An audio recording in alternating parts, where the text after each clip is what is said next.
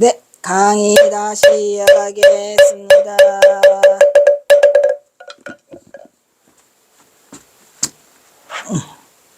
진도를 빨리 많이 뽑으면 좋겠구만. 이번에 추석 때, 아니 추석이야, 설이야. 다 끝내야 되는데.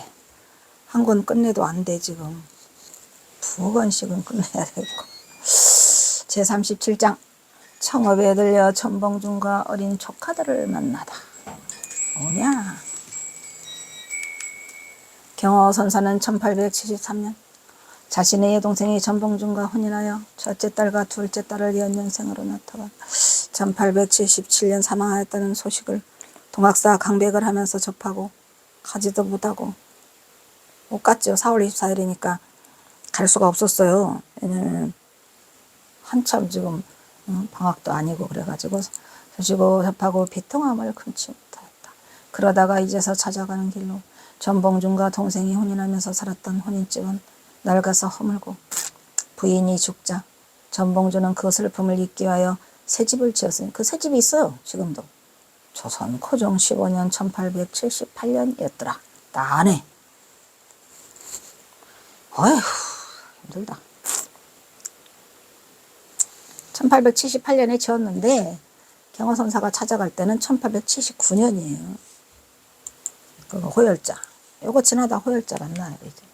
이 집은 앞면 4칸. 이거 있어요 지금도. 뭐 뭘로 해놨더만. 전봉준 생가타라나 뭐라나. 생가는 아니고 어쨌든. 앞면 4칸, 옆면 1칸은 초가집으로 안채가 구성된 남양집으로 동쪽부터 부엌, 큰방, 웃방, 끝방 순서로 일자로 다 일단에는 다 일자예요. 이렇게. 이는 우리나라 남부지역 민가 구조와는 다른 방향으로 되어 있는 특징을 보여준다. 이거 디귿자도 많이 있죠. 디귿자도. 근데 이제 전봉준은 지금 일자로. 돈이 없어 일자로 졌나? 이 건물은 일명 녹주장군 전봉준이 동학운동을 일으킬 당시까지 거주했던 집이에요. 그러니까 이제 경허선사 여동생이 죽자 새롭게 기분을 전환시킨다 해가지고 그 집을 지었던 것 같아요. 그래서 오늘 동욱강백의 발걸음은 여기로 향했더라. 처음 가보는 곳이죠. 전봉준이 새로 지은 생가는 고종 15년에 세워졌더라. 1년 살았으니까 이제 경허선사가 찾아간 건 1879년이니까 이제 좀 1년 살아가지고 이제 지금 6월달에 그 호열자가 1879년 5월달에 부산에 동네에 상륙을 했다는 일본 호열자야 되네. 일본 놈들이 해서 출발을. 그래서 이제 올라오고 있는 중이에요. 북상하는 중인데 그 북상하는 것을 경허선사가 만나게 되는 거죠. 김제 반경뜰에서. 초가 삼간의 돌담집이다. 남향으로부터 동쪽부터 부엌, 큰방, 윗방, 끝방 순서로 되어 있으며 부엌은 앞뒤로 두짝이 면문을 열어서 널문을 열어 닫았고 큰방과 윗방은 장진문을 통해서 연등을 천장이다. 끝방은 곡간으로 사용되었고 끝방 남쪽을 앞쪽은 담을 둘러 땔감을 두었더라. 옛날 집 모양들이에요. 옛날 집은 이렇게 뭐를 가르고 막 이렇게 두 방 앞은 툇마루를 놨고 대문 동쪽에는 화장실이 있고 집 둘레에 돌담은 돌 사이에 회를 넣어서 굳히고 집으로 이형을 얽혀 덮었더라. 돌담이죠 돌담. 돌담집. 살인문 대문을 열고 마당으로 들어서자 방 안에서는 경허선사가 들어서는 거죠. 반쯤 열린 창문을 넘어 갓난아기의 울음소리가 연신 들려오고 정직간에서는 머리에 수건을 질끈 매고 허리를 작신 묶은 키 작은 젊은이 누구요? 김순영이지. 젊은 아내가 분주히 움직이고 있었다. 언뜻 보아 27, 28세 되어 보이는 앳된 여인네로 인기척 소리에 고개를 내민다. 실례합니다. 누구신지요? 아, 네. 하니까 이제 그 소리를 듣고 바깥의 인기척 소리를 듣고 이내 방문을 열고 고개를 내민 건 매제 전봉준이었다. 그리고 그리운 얼굴이다. 그리운 얼굴이지 뭐 얼마 만에 만났어. 이게 얼마 만인가. 아이고 형님 어서 오십시오. 기별도 없이 이게 오인 일이신가요? 동생은 잃고 슬픔에 잠긴 동욱의 발길은 먼저 전봉준을 만나서 할 말을 잊은 채 서로만 응시할 뿐이었다. 큰 방으로 들어온 동욱 강백은 강보에 쌓인 어린 조카와 겨우 걸음마를 떼고 아장아장 걷고 있는 첫째 조카를 보면서 그만 눈에는 눈물이. 이게 1877년에 그 여동생이 죽었으니까 1878년 되는 애는 아직 돌이 지났는지 뭔지 5년이 그리고 성년은 걔도 그래봐야 2살이니까요. 얘는 1살이고 1살 2살짜리들이요 이것들이. 그러니 뭐 응애 아장아장 난리도 아니겠죠. 겨우 걸음마를 떼고 아장아장 걷고 있는 첫째 조카를 바라보면서 그만 눈에는 눈물이 고여 차마 바로 볼 수가 없었더라. 그랬겠지. 생때 같은 두 딸을 두고 차마 눈을 감지 못했을 여동생 동희를 생각하니 가슴이 더욱더 미어졌으니 어린 두 조카들을 보더만 안아주고 밖으로 나온 동욱은 잠시 툇마루에 걸터 앉아 지난날 혼사를 치르고 수줍어하던 동생의 모습이 떠올라 허망한 인생사를 돌아보며 생각이 전했다. 내 말이 그 말이야. 아니 혼사 날짜 잘했다며 연길이. 연기를 잘 잡아서 혼사를 시작했는데 뭘 이렇게 일찍 죽어. 그러니까 이게 다 길한 날 뭐 한다고 해도 길한 날 같은 소리 하고 언제 있네. 이 인생사라는 거는요 믿을 게 없어요. 어떻게 될지 모른다니까. 오랜만에 마주 앉은 천안과 매부 전봉준과 동욱은 두 사람은 서로 말을 잇지 못하죠. 꺼내지도 못하고 툇마루에 걸쳐 앉아가지고 무거운 침묵을 깨고 먼저 말을 건넨 건 전봉준이다. 형님, 그간 무고하셨습니까? 고향의 장모님과 처제는 무고하시온지요. 동생을 지키지 못해 면목이 없습니다. 그렇지, 잘 좀 지키지. 이것도 되게 슬픈 이야기예요. 전봉준이가 한의사라며. 한의사인데 왜 그 산후병을 못 치료하고 그 전봉준 경호선사의 동생을 놓치냐 말이야. 에이구. 다 슬픈 이야기죠. 아주 인생사는 고해바다. 그게 무슨 말인가 자네. 자네야말로 그동안 얼마나 마음고생이 심했겠는가. 다 기고하고 박복한 팔자려니 생각하고 잊으시게나.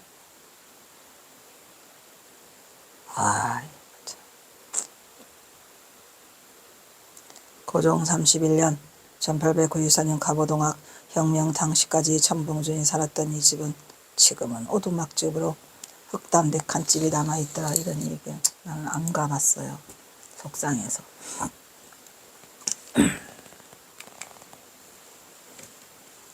근데 문제는 뭐냐면 이 전봉준 측에서 이 경호선사 알기를 개똥으로 한다니까. 그게 싫어요. 그러거나 말거나. 경호는 경호고 전봉준은 전봉준이지 뭘. 전봉준을 싫어하는 게 아니라 그 전봉준을 좋아한다는 사람들이 경호선사에 대해서 시큰둥한다니까. 그러니까 뭐 거기에 불교 믿는 사람이 없어서도 그러겠죠. 뭐 있습니까? 요즘에 불교 믿는 사람 찾기가 어려워요. 경호가 누구요? 뭐냐? 누구다? 뭐 누구는 뭐 전봉준하고 얽히고 싶어서 얽혔나? 어이가 없다니까요. 그래서 난 가기 싫어요.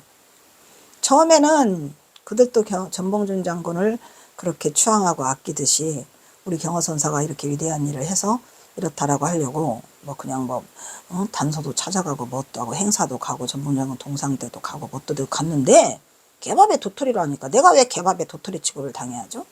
싫어요. 경호는 경호예요. 전봉준 밑으로 들어갈 수는 없죠. 경호가 누구여라니 뭔 소리를 하는 거예요. 전봉준이 위대하다면 경호선사는 더 위대한데. 끝방은 방으로보다는 살림살이 등을 집어넣어갖고 거기다가 뭐를 하지? 두는 창고. 두는 도장으로 사육된 것 같다. 큰 방과 이 방은 장지로 칸막이가 돼 있어요. 필요한 경우 공간으로 터서 사용할 수도 있어요. 천장은 두 가지 다 연동되어 있는 천장이더라. 이런 연결되어 있어요. 천장이. 그리고 두 방의 전면에는 퇴를 놓았으며 대살문으로 드나드는 끝방 전면의 반쪽에는 짧은 담을 두르고 이곳에 뗄나무를 두었으나 이것이 본래의 것인지는 지금은 알 수가 없어요. 가보니까 그래요. 부엌의 전후 벽에는 널문을 달아 필요한 때는 잠글 수도 있도록 다 해놨더라. 말이 부엌이지. 손바닥 나나.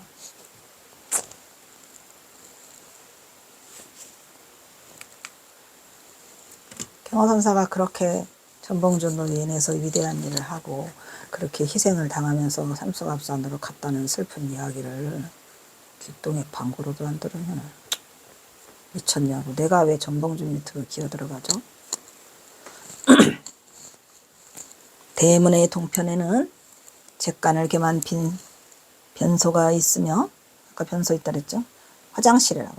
출입문으로는 한짝문으로 열매문을 달았고 주위에는 흙담이며 집으로 된 이형을 덮었더라. 담벼락을 흙담으로 해가지고 이렇게 양쪽으로 이형으로 이렇게 엮잖아요. 이렇게.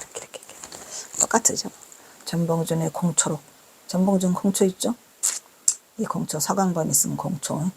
이곳에 와서 수년이 되었다고 했는데 철로들의 말에 의하면 처음 이웃마을 양교리가 양쪽 다리라죠. 양다리, 양간다리에서 옮겨온 것이라고 했다. 그러니까 처음에는 양간다리에 살다가 이리 옮겨갔다는 얘기죠.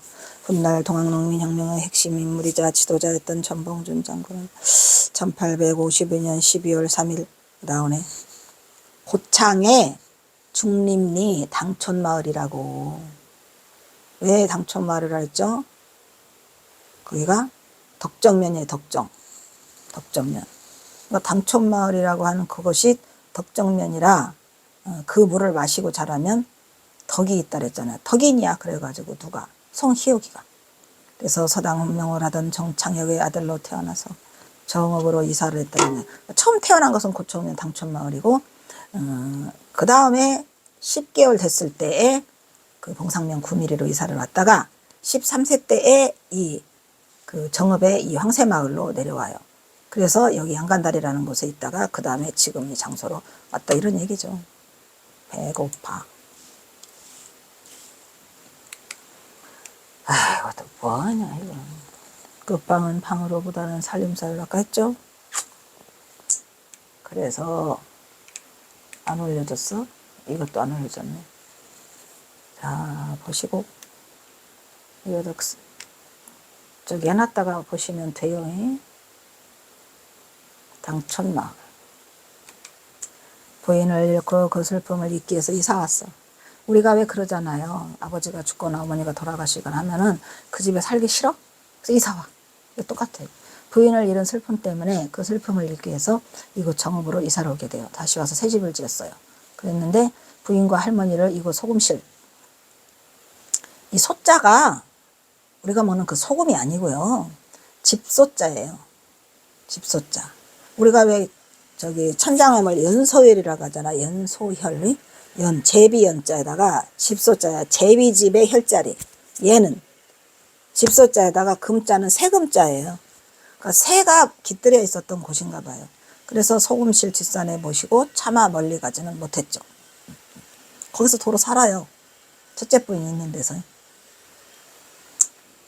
몰락한 양반 가문에서 태어난 전봉준은 부인을 잃고 조선 고종 27년은 1877년에 그 부인을 잃어요. 그 다음에 1878년에 이사를 왔고, 그 다음에 1890년에 동학에 몸을 담아서 동학의 제2대 교주인 최시형으로부터 고부지방의 동학 접주다라고 임명을 받게 된다 이런 말이죠. 고부. 그는 관리들의 행포에 맞서 농민과 동학 거조들을 조직해 이곳에서 동학농민혁명을 주도하였더라. 가보년에 1894년 1월에 봉기한 후 안핵사 이용태가 내려와 동학교인이라고 지목되는 사람의 집을 모두 불질러 버렸는데 이때 전봉준의 이 집도 불타버렸더라. 왜? 전봉준이 동학교도니까. 그동안에 이론은 다른 의견이 있었던 1973년에 보수하면서 해체 작업을 하던 중에 밝혀진 상량문에 무인 2월 26일 1878년 15일에 세운 것이라고 그 상냥문이 나왔다고 합니다. 그러니까 그게 전봉준이가 지은 거예요. 왜냐면 1877년에 죽었으니까 1878년에 지었다는 게 맞죠.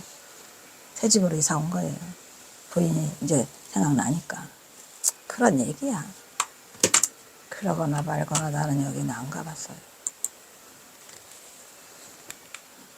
부인을 잃은 슬픔을 견디지 못하고 추억이 담긴 한 집을 허물고 그 이듬해 새로 집을 지었더라. 78년. 당시 이영태는 집 전체를 불질르기에는 차마 그렇게 하지 못하고 불씨만 지피고 돌아갔답니다. 이게 어디죠 거기? 월정사. 월정사도 군인, 그 사람 이름 뭐죠? 군인도, 그래서 그 군인이 유명해갖고 월정사에서 뭐 주고 그랬잖아요. 월정사 태우라고 했는데 차마 태울 수가 없어서 대웅전 문짝만 뜯어서 태웠다고 하잖아요. 그게 그 얘기야. 그래서 여기도 불씨만 지피고 차마 전봉준 생가를 태우지 못하고 이용태가 벌받을까봐. 그죠? 돌아갔다가 해요. 그 전부 타지는 않고 남아있는 폐옥을 보수하며 살았던 것으로 보인다.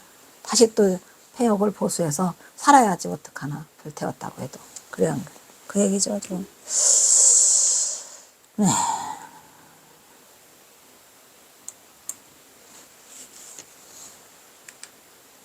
제38장 스승 계어를 만나러 상경하다. 지금 경선사가 그냥 내려온 게 아니에요. 계어를 만나려고 이제 그 만화 보선으로부터 이제 출입증을 받았죠. 보름간의 휴가를 받았는데 그래도 잠깐 동생이 난 그 조카들을 보고 싶어서 내려왔던 거예요. 내려왔다가 상경하는 길에 계어대사를 만나러 청계사 아랫마을로 상경하는 길에 호열자를 만나게 되는 거야. 그러니까 계어대사는 영원히 못 만났죠. 그 뒤로 깨달음을 구하고 성취하고 천장암에 가서 보임을 5년하고 뭐 하다 보니까 계어대사 만나는 건 저리 물걸러 간 거야. 그때 당시로 계어대사가 뭐 해서 만났는지는 모르지만 기록상에는 없으니까요. 경허선사는 진묵대사가 못지않은 지극한 효자였으니 진묵대사가 얼마나 효자인 줄은 알지요? 어디? 거기도 가보세요. 근데 경허선사가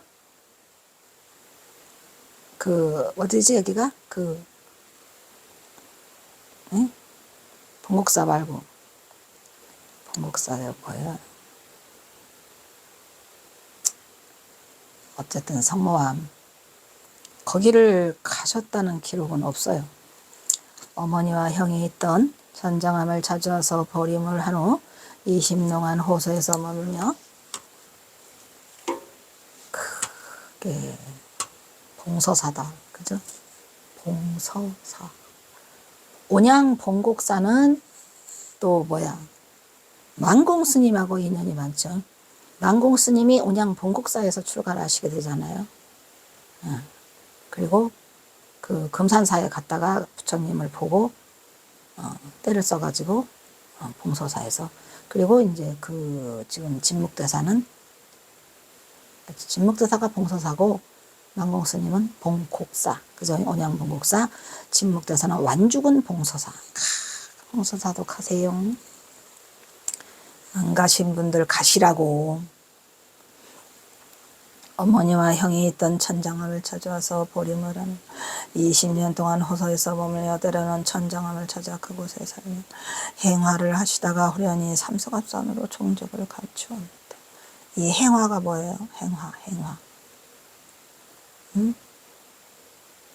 행화. 법화와 행리, 행화. 그것이 어머니 밀양박씨가 별세한 후에 그 일을 감행하였던 것이다. 그러니까 어머니 밀양박씨를 끝까지 모시다가 어머니 밀양박씨가 열반하시니까 그때부터 더 털고 일어나시죠. 어머니가 살아계신 동안에는 어머니 봉양을 위해 홍성장터 많이 나오죠. 홍성장터에 가서 비럭질을 해와요. 탁발을. 그리고 또 해미읍성에 가서 해미장터에 가서도 또 비럭질을 해오죠. 탁발을 해다가 어머니를 봉양해요. 참 옛날에는 정말 못 살았나 봐. 그래서 누가 천장암까지 누가 저기 하러 오는 사람이 있나요? 불공들이로? 없잖아요. 그러니까 거의 굶어 죽다시피 하고 탁발로 이 연맹을 하는데 그 어머니가 계셨어요. 그러니까 어머니를 봉양하기 위해서 어머니를 봉양해서 지극정성으로 경선사가 충성장토하고 해미읍성을 다니면서 그렇게 탁발을 하셨다고 합니다. 이러한 경어의 효심은 그가 그의 스승 개어를 찾아. 그래서 이 개어를 찾아가는 것도 똑같은 효성이 지극해서 효행과 그 맥락이 다 있으니 없으니 동욱은 대강백으로서 동학사 강당에서 다수한 하악인들을 데리고 이력을 보아주다가, 여기서 이력을 보아주다가 하는 것은 뭐냐면, 이거는 누가 썼냐, 김태읍이 이렇게 썼는데 이건 좀 잘못 쓴 것 같아요. 이력을 보아주는 게 아니라 대강백이었다니까. 대강백. 하루는 호련히 하속한 스님이 보고 싶었다. 여기도 마찬가지야. 김태읍 스님을 존중해서 내가 안 고치고 그렇게 써봤는데, 일설에는 또 그 뭐죠? 해어 스님이 경복궁 중건을 하다가 지붕에서 떨어졌다. 그래서 몸져 누웠다. 뭐 이런 얘기가 있어요. 하지만 그냥 나는 그래도 이 김태읍 스님을 존중해서 이렇게 썼어요. 왜냐하면 김태읍 스님의 그 거시기가 되게 커요. 경어선사에 대한 업적이. 왜? 여동생이 있어서 동생 사남매라는 것도 말했지. 그지? 예, 대단한 거예요. 이게 뭐 보통 일이 아니에요. 사남매라는 것도 말을 해서, 어쨌든, 저기가 업적이 있어요. 김태읍 스님이. 그야 하속을 하였던지 말았던지. 하속은 뭐죠? 속태. 나를 불문으로 인도한 은인이 아니냐. 누가? 태어 스님이죠. 스승은 지금 어떻게나 하고 계시고 사는고. 이렇게 지금 그냥 갔다고 하시는데, 내가 보기로는 경어선사가 그냥 갈 사람은 아니고, 그 뒤에 병문안 간 게 맞은 것 같은데, 김태읍 스님에 대한 나의 보답. 김태읍 스님! 경어선사에 대해서, 좋은 점도 썼지만, 안 좋은, 역효과도 많아요. 이뻐서 해주는 건 아니야. 아이씨. 그래야. 내가 지금 대강사가 되어서 있다는 말을 들으면 스승은 얼마나 반가워할 것이냐. 오냐? 한번 가보자. 내가 은인을 찾아가보자. 그리고 스님께서 경복궁 재건공사 언에 또 그것까지 다 썼구만. 내가 공사를 하시다 지붕에서 떨어져 몸져 두었다는 말도 들려오던데 지금은 어찌 되셨는지 무척이 걱정이 되는구나. 이와 같은 생각을 하고 동욱강백은 행구를 차려가지고, 옛날에는 행장을 행구라고 했어요. 옛날 말들이 되게 뭐라 그러죠? 정감이 있어. 나는 옛날 말들을 살리려고 하죠. 행구를 차려가지고 행장을 차려서 상경의 길을 떠났다. 그래서 청계사 아래의 동구에 살고 있는, 지금 하속을 그리하셨거든요. 과부하나 얻어서. 그 퇴속한 개어 스님을 찾아보고자 하여 이 먼 길을 나섰더라. 그런데 먼 길을 나서는 길에 위로 간 게 아니라 아래로 내려가 버렸어. 누가? 경어선사가. 사람들은 대부분이 호열자를 천안 근처에서 만난다고 알고 있는데 그렇지 않아요. 아래를 들린다니까. 들려서 김제만경에서 만나요. 김제만경뜰에서 호열자를 들이닥치게 되죠. 그러니까 기왕 나온 김에 그 고암리랑 들리고 또 여동생이 난 조카들도 보고 이런 다음에 상경을 하려고 아래로 그 방향을 트는 바람에 이렇게 됐는데, 대부분의 사람들이 천안 근처에서 호열자라는데 그렇지 않아요. 기왕 나온 김에 며칠 동안은 그동안 만나지 못했던 고향마을 고암리에 가서 봐요. 고암리에 가잖아. 친지들도 만나고. 거기 가면은 지금은 태어 스님이 천장암 주지로 발령을 받질 않아서, 태어 스님이 천장암 주지로 발령을 받은 건 1880년 1월 5일이니까 아직 멀었죠. 그래서 이때는 이제 어머니랑 여동생이랑 다 어디 살아요? 우동리에 살아요, 그냥. 고암리. 그래서 고향마을 고암리에 가서 친지들도 만나고, 정읍에 이렇게 살고 있는 전봉준도 만나고, 어린 조카들도 만나고, 요람한 뒤에 서울에 상경하고자 했다. 그 당시 전봉준은 정읍에서 살고 있어. 아까 거기. 예. 그래서 비록 그의 여동생은 1877년 병으로 사망하였지만 전옥례와 전옥년 둘이죠. 두 조카가 전봉준 창군과 같이 살고 있었더라, 이런 얘기예요. 응? 누구랑? 김순영이랑.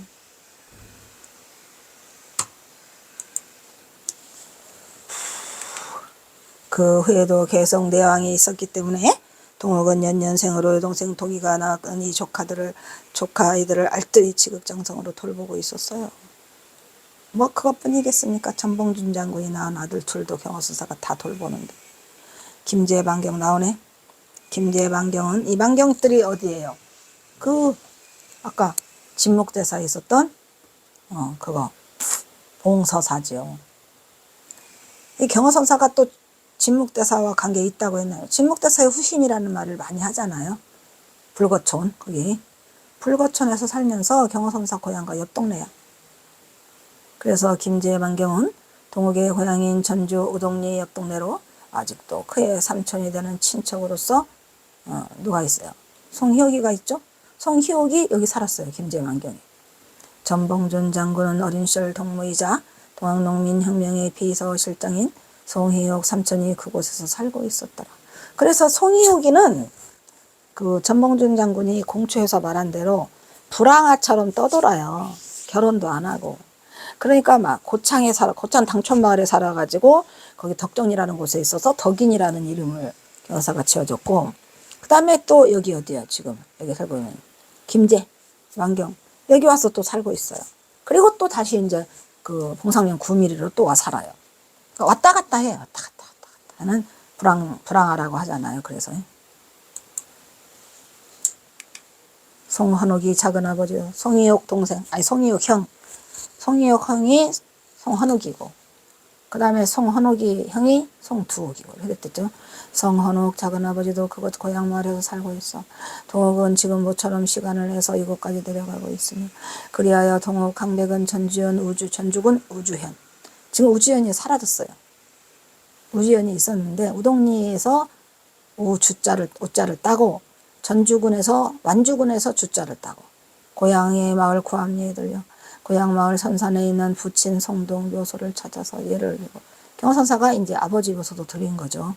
그리고 바로 고향 마을 어르신들 다 만나보고, 그리고 나서 또 이웃마을의 익산군 왕궁면에 또 모친의 고향 외가에 들려서 또 인사들을 올리고, 이렇게 해서 경호선사가 거기를 들렸다가 이제 전봉준을 만나러 이제 정읍으로 다시 내려가는 거죠. 무엇보다도 강암리에 살고 계시는 외가 쪽 집안의 어르신 송참봉, 아까 말했죠. 송참봉이라는 분을 만나고 발걸음을 정읍으로 바삐 움직였어요. 그러니까 이 전주부터 먼저 들리고 그 다음에 이제 정읍에 가니까 전봉준이 뭐라 그래요? 고향 어르신들은 잘 계시느냐라고 아까 인사를 했죠. 정읍으로 바삐 움직였으나 여름을 재촉하는 긴 해가 허겁지겁 넘어가는 여울목에 간신히 정읍에 도착한 전봉준. 그러니까 전주에서 정읍으로 가는 것도 꽤 멀죠. 전봉준 배부의 집에는 지금 막 저녁을 먹으려는 덕 딸끄닥거리고 맛있는 냄새가 코를 찔러 온 식구가 밥상에 둘러앉아 도란도란 왁자지껄하여 화기애애한 분위기 속에서 깐난아기의 울음소리도 간간히 들려와 옥년이가 아직도 어리광을 부리고 있는 것으로 짐작이 되더라. 옥년이는 2살? 아니 옥년이는 1살? 옥년은 2살. 몇 년생이라. 그렇게 된 거죠. 뜻밖의 찾아온 동욱이 매형을 보고 전봉준은 버선발로 뛰어나와 동욱을 맞으니 온 식구가 환영하듯이 모두 일어나 동욱 스님을 맞이하였다. 아이고 스님 오셨습니까? 어서 오십시오. 먼 길 오시느라 얼마나 수고가 많. 이게 전창혁이도 같이 살았으니까 전창혁 전봉준 장군의 아버지죠. 고생하셨습니까? 기별도 없이 이게 웬일이십니까? 아이고 아버님 그간 옥체 강령하셨습니까? 어서 오시게나 동욱 스님. 이렇게 해서 이제 막 시끌쩍부끌쩍 떠들썩 해갖고 서로 인사를 나누는 거죠. 오랜만에 이곳 정읍을 방문하고 보니 용규가 강보에 쌓여 있고 아직 아랫목을 차지하고 있어 집안 분위기는 어린 식구들로 북적이고, 남평희 씨는 막 아기를 이제 해산해가지고, 그죠? 용규가 태어났어요. 남평희 씨는 아이들을 돌보느라 정신이 없었어요. 먼저 경호선사의 동생이 낳은 딸 둘에다가 용규까지 태어나 있잖아요, 지금. 그래서 강보에 쌓여 있어요, 걔는. 태어난 지 얼마 안 돼요. 이러한 광경을 물끄러미 바라보고 있던 동욱의 마음, 먼저 떠난 여동생 동희를 떠올리며 잠시 눈물이 붉어져 차마 바라보지 못하고 고개를 돌렸더라. 경화는 이런저런 생각에 전옥상을 불리고 잠을 청하였지만 잠이 와? 잠이 안 오죠. 이 경화선사도 참으로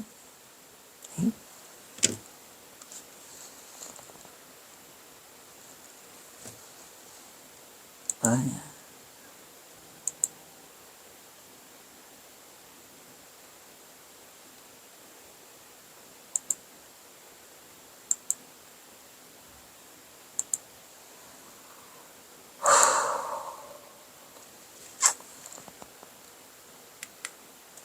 오랜만에 찾은 동욱이의 눈에는 그동안 훌쩍 커버린 어린 조카, 첫째 조카 있죠? 성녀, 옥녀라고도 하죠. 4살이 되어 온갖 예쁜 짓을 하면서 재롱을 떨었고 마누로는 3살이겠지. 둘째 딸 옥녀는 3살이야. 마누로는 2살. 젖을 떼고 뽀송뽀송한 솜털이 이마에 소복하고 그 귀여움은 이루 말할 수 없었으니 동욱의 동생 동이가 둘째 딸 옥녀를 낳다가 산 오조리가 잘못되어 1877년 4월 24일 날 오 마이 갓 4월 23일 경호선사는 4월 24일 날 돌아가시고요. 이 여동생은 4월 23일 날 돌아가시고 하루 차이야. 그냥 4월 24일 4월 23일 다 싫어. 전봉준도 4월 24일 나네. 질년 27세의 젊은 나이로 사망하자 전봉준은 그 사이에 2 딸의 저대미로서 동네 안악남평이 씨를 만나 혼인을 하니 그 이름은 이순영으로 나이가 어리지만 청산가부가 되어 이게 뭐냐? 남평이 씨요? 언양가 누구였지? 언양김 씨가? 언양김 씨가 전봉주 장군의 어머니 같다. 여기는 이순영이지. 어쩐지. 청산가부가 되어 친정에 와 있다가 1878년 이순영이 그의 나이 18세 때 전봉준과 정한수 한 그릇을 떠놓고 결혼을 하였으니 어머니가 언양김 씨다. 전봉준 장군. 그래서 돌아왔다는 게 그 얘기구나. 이 씨는 1879년 장남 전용교와 훗날 1882년 차남 전용현을 낳았다. 그러니까 경호선사가 1879년에 갔는데 전용규가 태어나 있더라 이런 얘기죠. 그리고 1882년에 전용현을 낳았고 일단 여기서 끊도록 하겠습니다. 1879년 몇 월달에 가냐? 6월달에 가니까 이 용규가 1879년에 이미 태어나 있었어. 오 마이 갓.